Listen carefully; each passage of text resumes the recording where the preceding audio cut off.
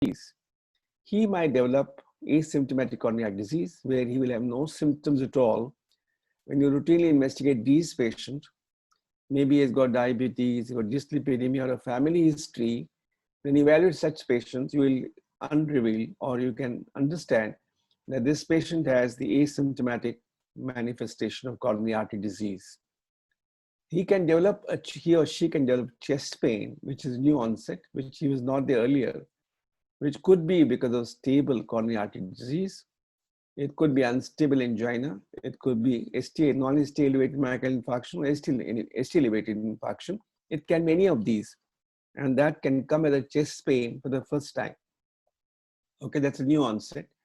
And this can be because either it's a stable angina with a low risk unstable angina. Means we'll discuss in great detail what the stable angina and what the unstable angina means. Now, it is sufficient to say that he either has a stable angina, which is classically exertional angina, or the typical angina where patient walks or exerts or has a kind of emotional upset where he gets tachycardia and therefore gets pain and is relieved by the rest. That's classically stable angina. Or there's a low risk of unstable angina because for the first time we did not know. And what the role is unstable angina?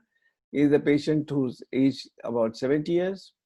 He has exertional pain lasting less than 20 minutes. Anything more than 20 minutes should be called as acute coronary syndrome or unstable angina.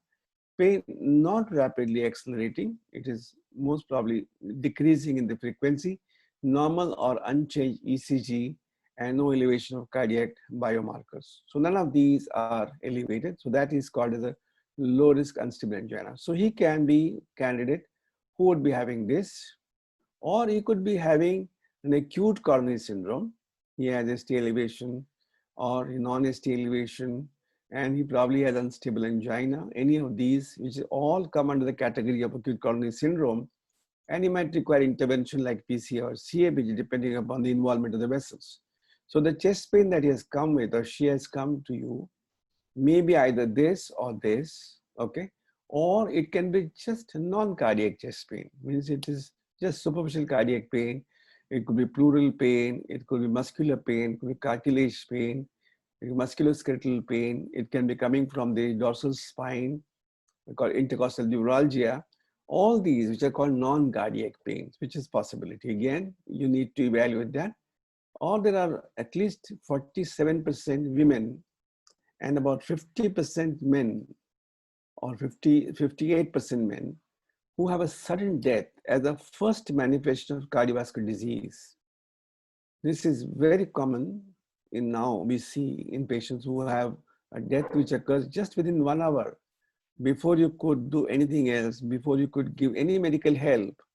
These people die suddenly, either because of ventricular arrhythmias or called sudden coronary death or sudden cardiac death, which is also possible in a patient who's otherwise normal healthy can get into this, okay? And now these patients will get transformed into patients of a known coronary artery disease. So that's how the transition occurs from a normal person to man with a coronary artery disease, and he gets through all these steps, can be asymptomatic or can have new onset pain, non-cardiac pain. A new onset pain can be a stable angina or acute coronary, or can have sudden death. So this is the spectrum of the cardiovascular disease manifestation in a patient over a period of time when he develops coronary artery disease. Okay, let's come to the stable coronary artery disease. That's today's discussion. And these symptoms and signs often mismatch between the blood supply and demand of the myocardium.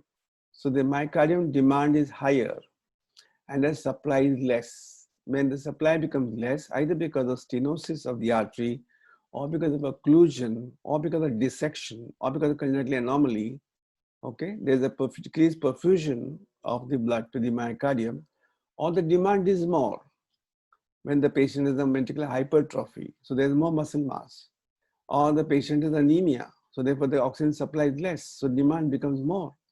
In these patients, the patient gets the manifestation of ischemia or a nutritional deficiency, and that can produce the angina. So angina means lack of blood supply, okay, or poor blood supply or insufficient blood supply, either because of the obstructive coronary artery disease or because of more demands, okay, lack of blood supply which contains oxygen nutrients and decreased removal of the waste product from the myocardium.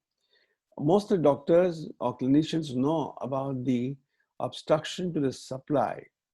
They also know obstruction to supply producing less amount of nutrient to the myocardium, but very few really appreciate the removal of the waste product is also actually important from the ischemic tissue. So that entire spectrum is what is called as a ischemic heart disease.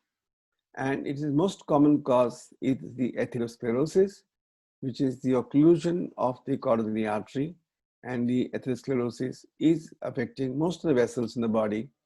And if you ask me the question, which is the side that first gets affected with atherosclerosis, is the thoracic aorta, is the first to get affected, and subsequently get coronary arteries, you can dorsal artery, the penis, the carotid arteries, and the peripheral arteries.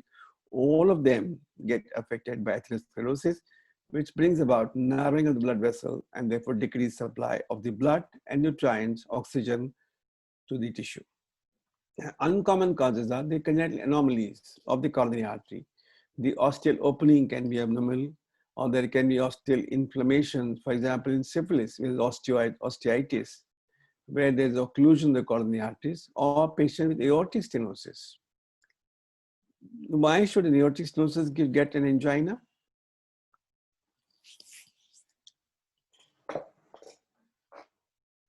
What should be the reason why a patient of aortic stenosis should get angina? Anybody wants to answer, or answer the question? First of all, when you have aortic stenosis, you have a hypertrophy of the ventricle. So when there's a ventricular hypertrophy, the ventricle demands more amount of supply of the blood vessel to the muscles. That's number one. Number two, when you have severe stenosis, the perfusion pressure at the level of the ostia. So the coronary artery is the first artery coming out of the aorta, but because of the stenosis, the perfusion pressure at the root of the aorta is quite low. So therefore, there is no adequate perfusion of the coronary arteries is important. And thirdly, when patient aortic stenosis have some cause like tachycardia because of heart failure, what happens is that the most of the filling that occurs in the coronary arteries is during diastole. So diastolic filling. If you have a normal cardiac cycle and you have normal heart rate of 72 per minute, then you have 0.8 second as each cardiac cycle. In this 0.8 second, the 0.3 second is the systolic phase, and 0.5 second is the diastolic phase. And during diastole, there's a feeling of the coronary, because when there's a systole occurs in the myocardium, the entire the capillary is all squeezed because of contraction. So therefore, there's no filling occurring during systole. So the ventricles have to depend upon their supply of blood during diastole. And when you have tachycardia, what happens is that from 0.8 second, the cardiac cycle goes to 0.5 seconds. In that 0.5 second, the systole remains the same, which is 0.3 second. And so diastole becomes only 0.2. So therefore, in that short period of diastole, the heart cannot get enough blood. So therefore, patients of aortic stenosis can also complain of angina. They also complain of syncopal attacks. And because there can be severe ischemia, they can have a lot of arrhythmias or the ventricular ectopic beats, or they can have sudden fall because of syncope or because of ventricular arrhythmias, or they can also develop severe angina. So that's important of aortic stenosis. And same is true for hypertrophic cardiomyopathy, which is the abnormal elongation or abnormal growth of the myocardium because of genetic factors, because this is a disease which is autosomal dominant disorder, and some of the genes are chromosome number 14, which actually code the heavy chain beta myosin link is abnormal, And therefore, these patients develop increased septal mass, and because of that, that septal mass occludes the outflow tract, and therefore they get left ventricular outflow tract obstruction, producing the angina or a syncopal attack. So these are the common causes of coronary artery disease. So coronary artery disease where symptoms, angina, are predictable and reproducible. When patient walks certain distance, he will get pain or discomfort, or certain activities, for example, routine domestic activities can also produce those symptoms, which is predictable at a certain level of exertion, and over a period of time it's called stable, and it is relieved by either rest or nitroglycerin. This is a classical definition of a typical angina. And any increase in the frequency, duration of symptoms occurring on a minimal exertion or rest is called unstable angina. When the patient has getting pain at rest, the symptoms are occurring for a longer duration of time and not relieved by nitroglycerin, those are the patients who should be rushed to the hospital, because some people believe that unstable angina is on the brink of getting myocardial infarction. So such myocardium has to be salvaged as urgently as possible. So unstable angina is also classified as acute coronary syndrome, and these patients should be rushed to hospital moment to diagnose unstable angina. So how do you define angina? Most of the people believe it is pain. Actually, it is heaviness. It's very unusual to patient complaining as pain. It's more often than not heaviness. Or some people describe as the pressure on the chest. Some people feel it's a squeezing sensation, smothering or a choking sensation, or some people feel they are caught in a vice. Okay? Sharp shooting localized pain unlikely to be cardiac. Remember, you cannot localize the pain, because all pain that comes from the viscera or the visceral pain is never localized, never. It's always diffuse. So if the patient can point a finger and say, this is the site of the pain, it is unlikely to be cardiac in origin. Remember, it's a very important point. If the patient says, I have got a pain at one particular spot and one particular site, and he can point out with the finger, that is unlikely to be a cardiac origin. Okay? And the localized sensation, patients typically places the hand over the chest or the sternum. Sometimes he places the clenched fist to indicate a squeezing central substernal discomfort. And most of the patients come to you putting his fist on the chest and saying that there's something uncomfortable, something abnormal, I can't describe. If you ask him, do you just show me with one finger the pain?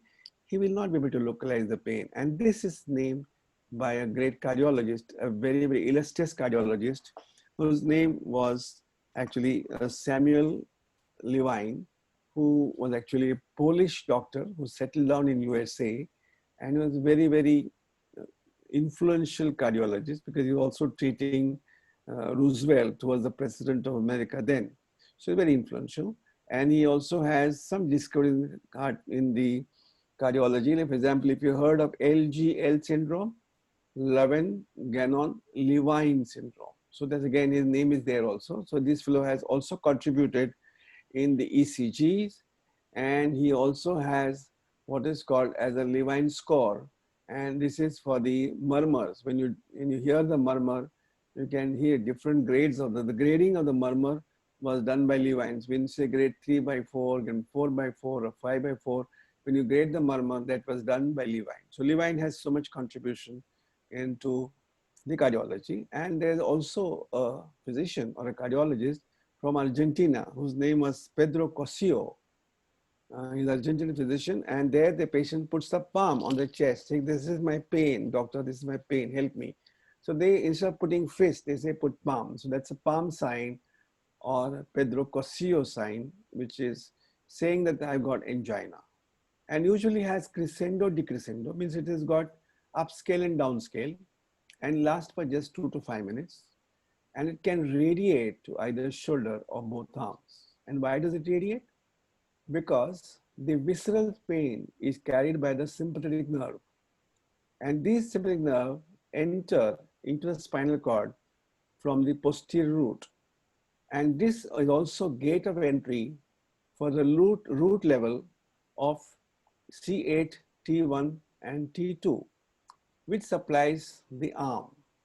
So therefore, the patient has a projection of the pain on the shoulder and arm. It can be left, it can be right, it can be both sides. It need not be have. In fact, I had a patient who only had left arm pain, and she was actually used to do stitching at home. So she had a sewing machine, which is a handheld machine. She used to keep on sewing with right hand, and she used to complain, I got a pain in my left hand, and she had no chest problems. So such of these manifestations can come. It can also radiate to the back. It can go to the neck or the root of the neck. It is also intrascapular, but intrascapular classically is an area where you get dissection aorta. That's the place, classical symptom of interscapular pain, which is dissection aorta, but can also be in angina, jaw, teeth, and epigastrium, usually above the umbilicus, not below. And normally, this pain comes after having heavy meal. Most of the people, when they have heavy hearty meal with a lot of fat and the high carbohydrate, these patients complain of the epigastric pain and fullness. And quite often the clinician said, oh, it could be gas. And he gives him some antacid and sends him home. And sometimes patients drop dead on the way back. And it's usually seen after following heavy meal, because when you have heavy meal, large amount of blood is diverted to the mesenteric circulation or the celiac circulation. And when the blood is drained there, very little amount of blood is available for the coronary filling. So therefore, following heavy hearty meal, patient can complain of the epigastric discomfort. Actually, it's angina.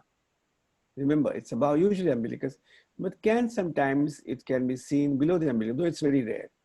And above the mandible, it's quite rare. So therefore, the angina manifestation, what you should remember, is not usually pain. It's usually discomfort. And remember, and patient can never point a single finger at that and say that this is the cause of my cardiac disease. When he points the finger, then usually it is not. So therefore, the diagnosis of stable coronary artery disease or angina pectoris, the Latin names angina, appear to strangle. Actually, angina means appear to strangle, and pectus means chest. That's the Latin word. And these are classical symptoms, which is a typical angina, occurs on the exertion or emotion instability. Somebody makes a phone call that somebody is dead in the family or he's lost a lot of money. That emotional instability can cause tachycardia. And when the tachycardia occurs, you remember the diastolic phase becomes less. So diastolic filling becomes less, and the patient complains of exertion and complains of pain or discomfort. And sight is central, that how the patient is looking, putting his fist, you can see here, appreciate here, and can go to lower jaw, shoulder, or the upper arm, and relieved by rest and nitroglycerin in 1 to 5 minutes. This is the classical definition of a typical angina. This is how you classify as a typical angina. If all three characters are present, it's called typical angina. If 2 of 3 are present, it's called atypical. If only 1 or 0 is present, then it's called non-cardiac chest pain. Okay. So following types of chest pain are unlikely to be cardiac: localized chest pain, fleeting chest pain, and Tietze syndrome. Tietze syndrome was described by a German surgeon called Alexander Tietze, and he described this kind of chest pain following surgical procedure. So it was believed to be because of any surgical procedure the patient gets pain. But eventually, Alexander Tietze himself identified these patients, studied them very carefully, and said that a Tietze syndrome is because of violent cough or violent sneezing, okay, or a very heavy breathing. If you do it, then you get a sharp pain at the costochondral junction. It is not costochondritis. In costochondritis, there is swelling of the costochondral junction. It is not because of viral disease, which is seen in costochondritis. This is because of violent cough or violent sneeze. Most of the people have that habit, and then they get this chest pain, which is well localized. It is not cardiac in origin. Now this comes to a very interesting subject, which was studied by Diamond and Forrester. These are 2 cardiologists from the California, and these are the one who are actually non-invasive cardiologists. Now we have 2 kinds of cardiologists.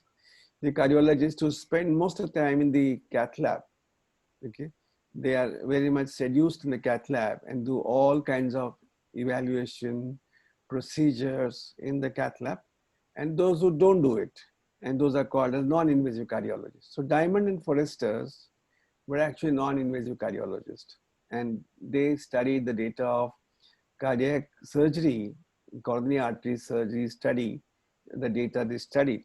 And this was roughly about 4,900 patients who actually underwent a coronary arteriograph.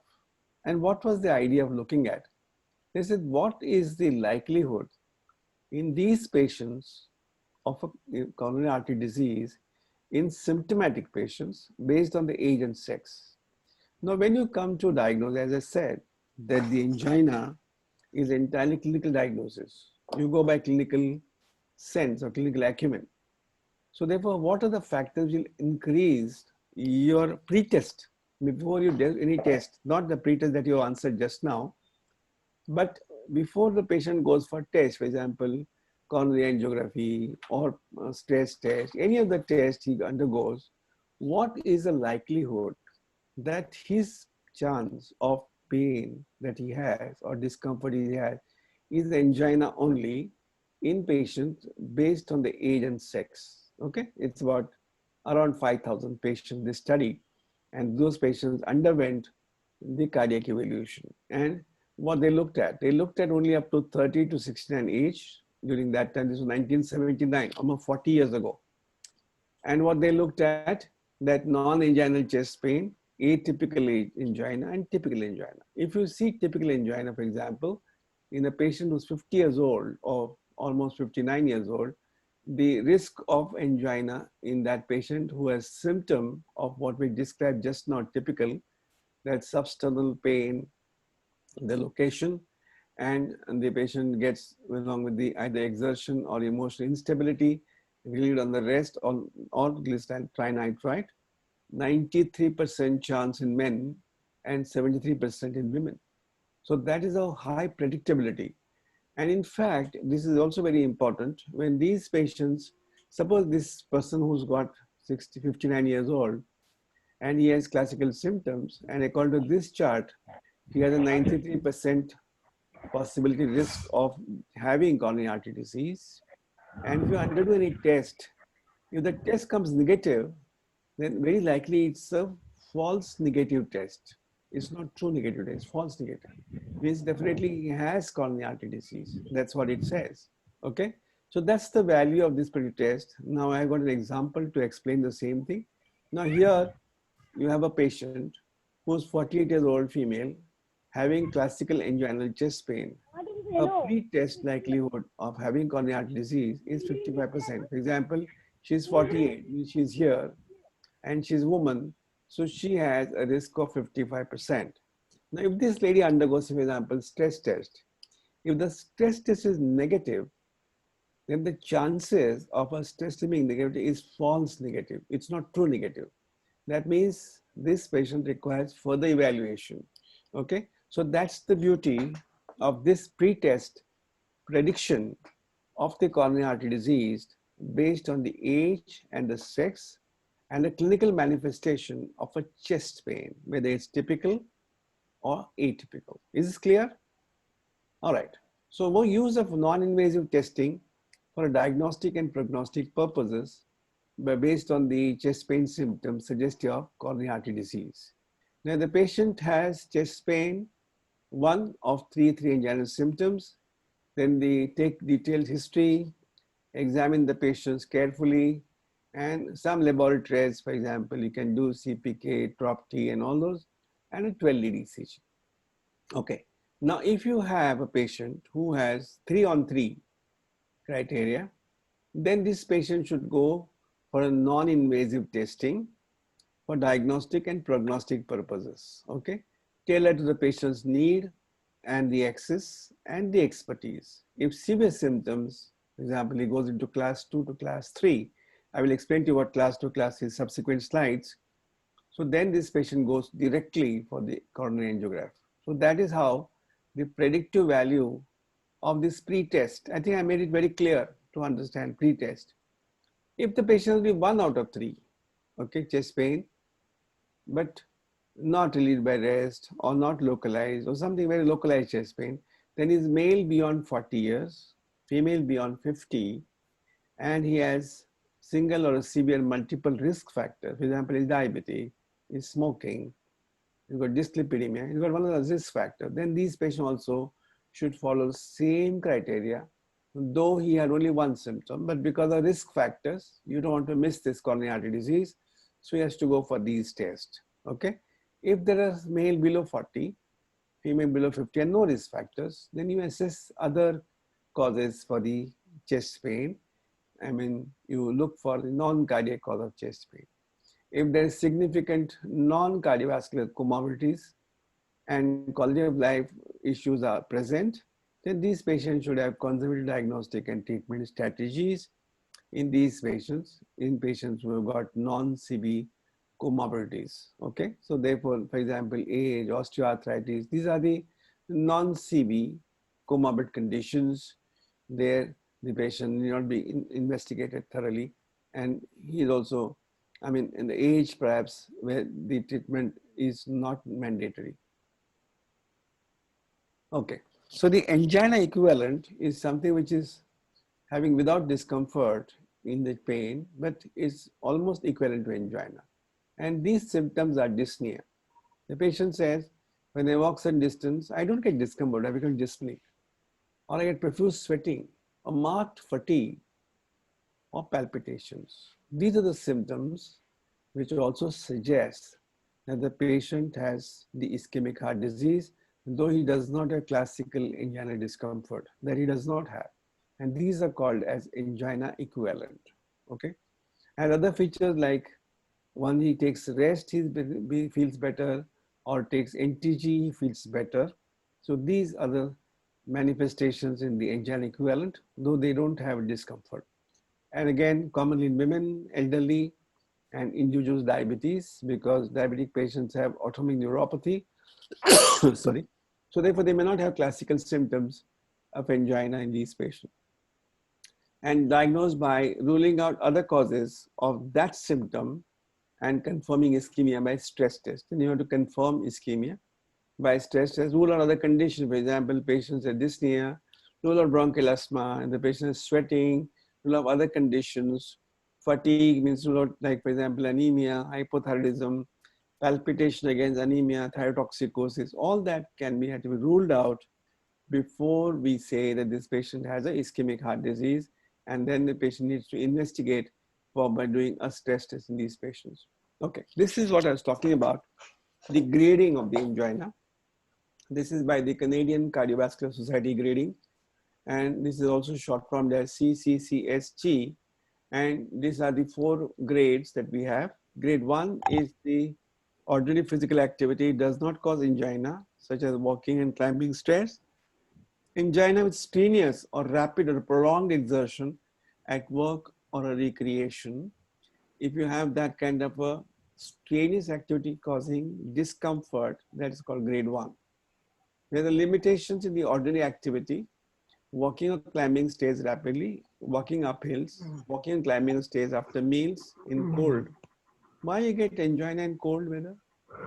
It is also called as a cold angina, cold air angina. Anybody knows? Cold causes vasoconstriction, sir. Of what? Where? Blood vessels. So what happens because of vasoconstriction? There will be Less blood supply. less blood supply. To whom? Heart. There is no vasoconstriction in the coronary arteries. Return. After load increases. Witness return. Yes, there's an increased peripheral resistance because of the constriction of these vessels, right? And therefore the patient has to beat the heart against then it's been, in other words, increase afterload. And because there's afterload increase, these patients have to work harder, and therefore they get angina. So that's called as a cold wind angina, okay? Emotional stress, and that's called grade 2, okay? Roughly walking more than 2 blocks or a half a mile or a 1 kilometer, if he gets symptoms, that's called grade 2. And grade 3 is marked limited routine activities. like walking 1 or 2 blocks or climbing 1 flight of stairs, patient becomes symptomatic. So that's called grade 3.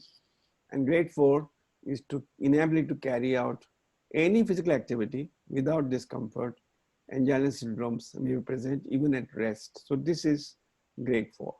So normally we always use the Canadian Cardiovascular Society guidelines, but there's also New York Heart Association guidelines of, we have also NYHA heart failure guidelines, but also we have the functional class of the angina classification. But of course, because you can get confused this with the physical activity and heart failure, so therefore we normally use the Canadian guidelines. Okay, so these again similar one as the cardiac disease, but without resulting limitations in the physical activity. Ordinary physical activity does not cause undue fatigue, palpitations, and dyspnea.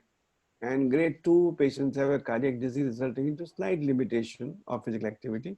They are comfortable at rest, and ordinary physical activity results in fatigue, palpitation, dyspnea. Grade 3 have a cardiac disease resulting in marked limitation of physical activity. They are uncomfortable at rest and less than ordinary physical activity. And grade 4 patients have a cardiac disease resulting in the inability to carry out routine activities. The symptoms of cardiac insufficiency or angina syndrome present even at rest. Okay, they're both similar except the names are different and some description terminology is different. Otherwise, both mean the same. There's nothing different in that. So let's look at this patient. 29-year-old man presents with the complaints of chest pain for 1 week. He has no severe risk factors, no diabetes, no dyslipidemia, no obesity, no hypertension. What history and clinical examination will you undertake? Okay, what history will take? Take history of 3 typical angina symptoms, as we said, that the patient gets pain on exertion, patient cannot, emotion, yes, and has a diffuse pain. I told you why I get diffuse pain is because it's coming from viscera, and all visceral pains are diffuse. Take appendicitis, pain is diffuse. Any gallbladder disease, pain is diffuse. Okay, and determine probability of ischemic heart disease if you have that. Then take ECG in this patient, and if history and examination ECG are normal, then leave this patient alone. Probably this pain is not because of cardiac disease. Okay, and the cardiac examination you have, it can be normal.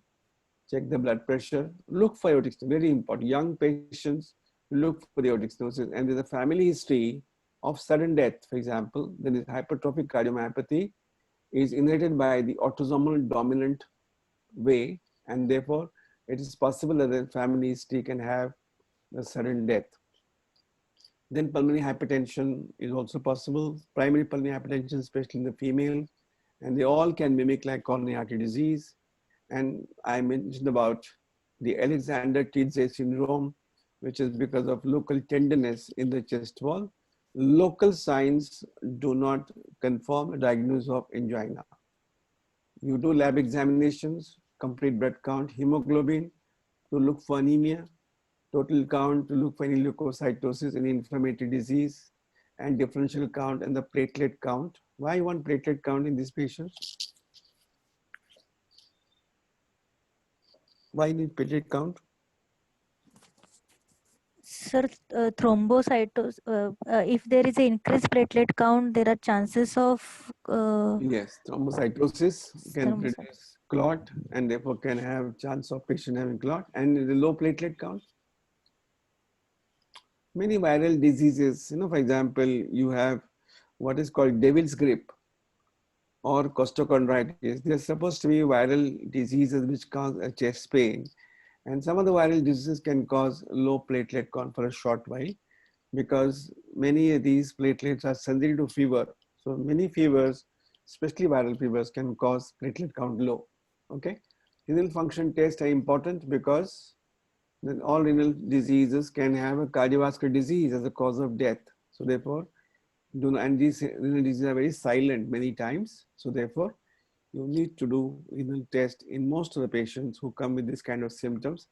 A1C, to low diabetes again, and lipid profile to find out if the patient has a familial dyslipidemia. Because at this age, what we get is familial hypercholesterolemia, So that can cause the angina or ischemic heart disease in the early stage of life.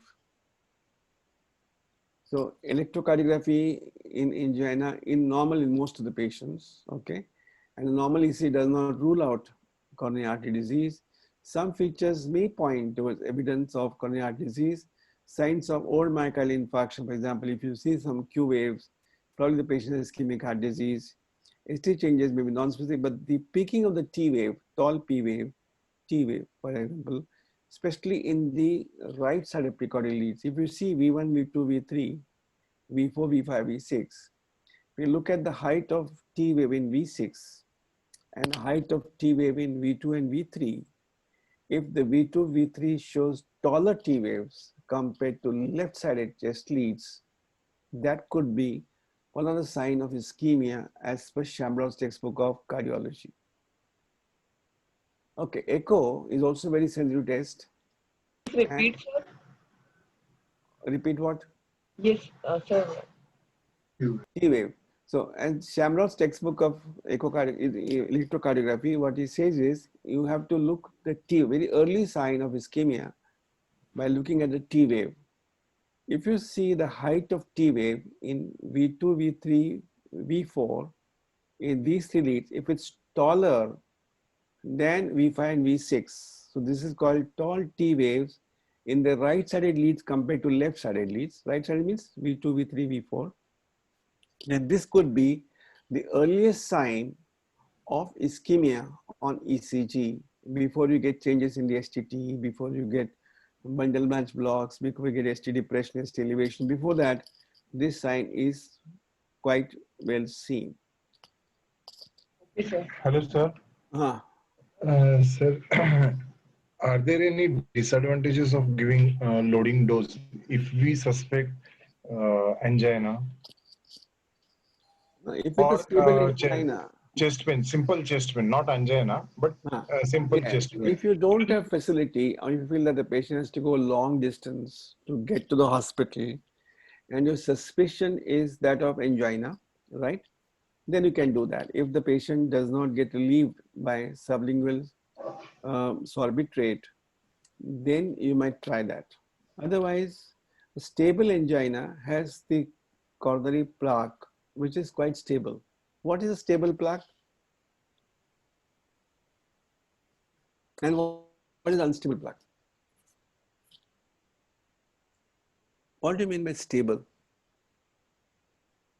Not ruptured. Yes, not vulnerable for rupture. Is stable. Now, if you look at atheroma, okay, what you see, it is a disease of intima, right?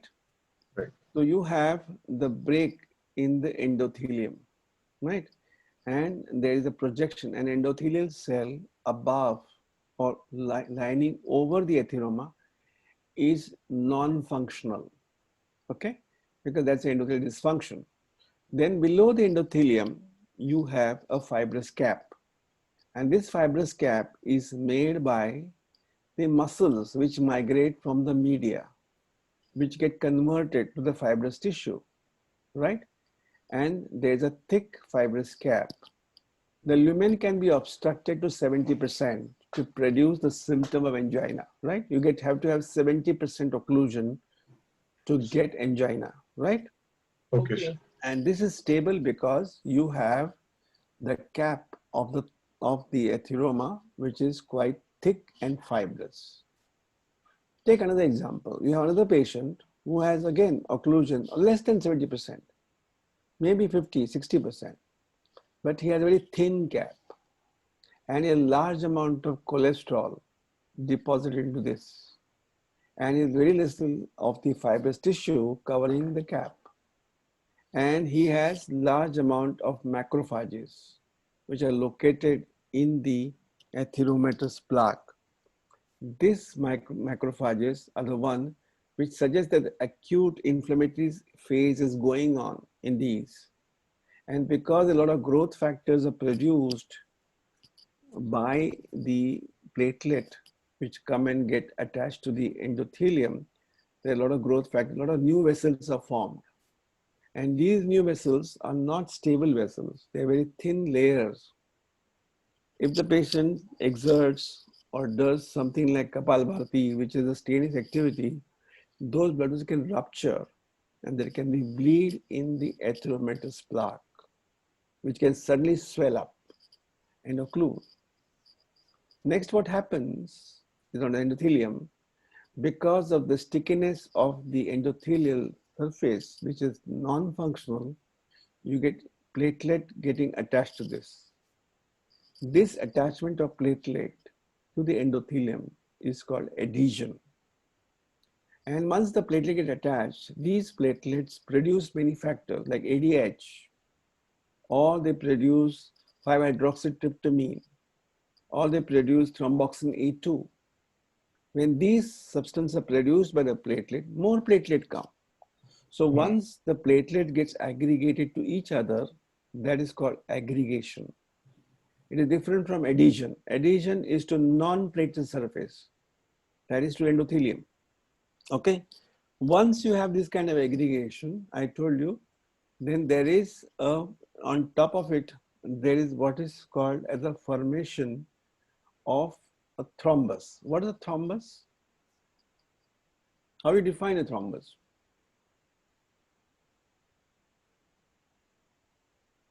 Correct? Sanada. To convert the soluble fibrinogen to fibrin, whether it's intrinsic or extrinsic system of coagulation, whatever system you use, ultimate way is to produce the soluble fibrinogen to fibrin. So fibrin strands which are coated on the platelets is called thrombus. So this is unstable plaque. With a gush of the blood, the top can be, can be shaved off, and that is called as thromboembolism.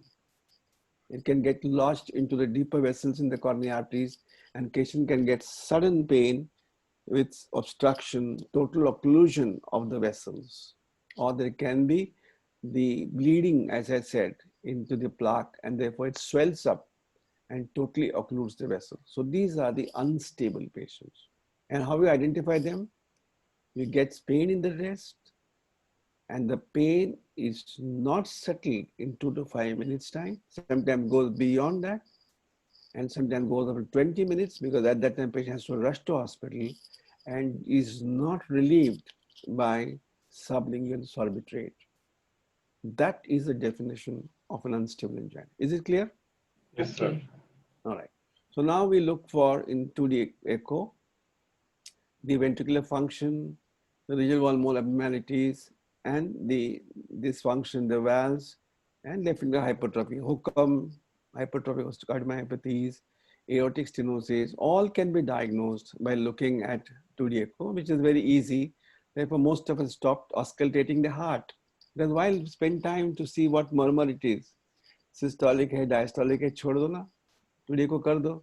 So you get the answer, whether it's mitral stenosis, aortic stenosis, mitral regurg, aortic regurg, or hypertrophic obstructive cardiomyopathy, all can. Only thing you can't diagnose very easily is the atrial septal defect or ventricular septal defect, but you can create a kind of a foam and you inject that foam into the vessel, and that can create a kind of a window and can show AST, VST, but difficult to diagnose on echocardiography. But you can still make a diagnosis. It's not impossible. So let's look at this case too.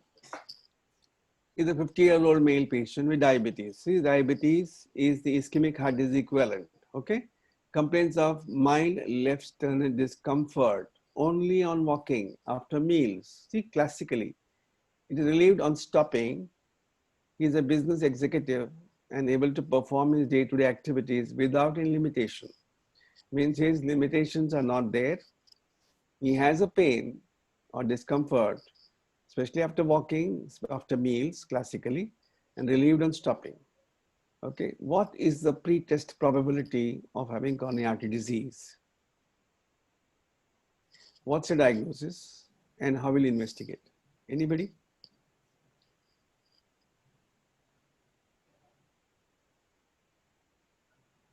Yeah. 77%.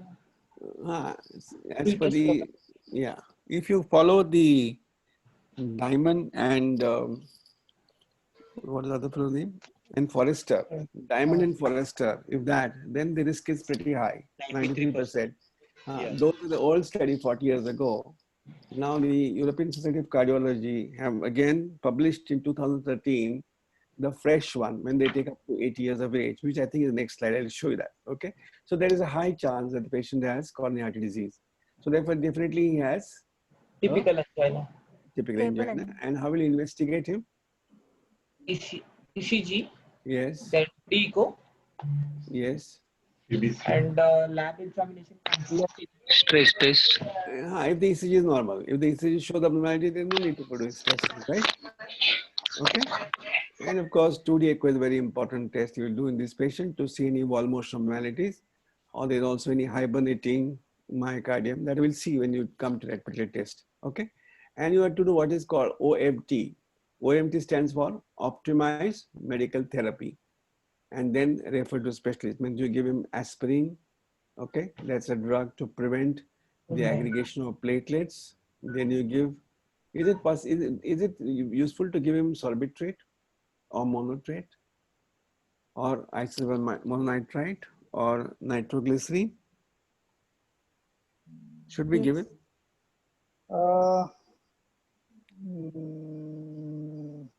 अरे इतना सोचना Yes, पड़ता sir. Yes, yes, sir. Yes, sir. है? No, for a chronic there is no benefit. It's only in acute. Yes, sir. The nitrates have shown benefit only in the acute setting. In the first week following acute myocardial infarction. In the chronic setting, they are not used. But if the patient has severe pain and then you want to treat that pain, right? Not in between the pain, but the patient has severe pain, when you want to make a diagnosis, you want to see the patient relief, then only it's useful. Otherwise, in the routine therapy,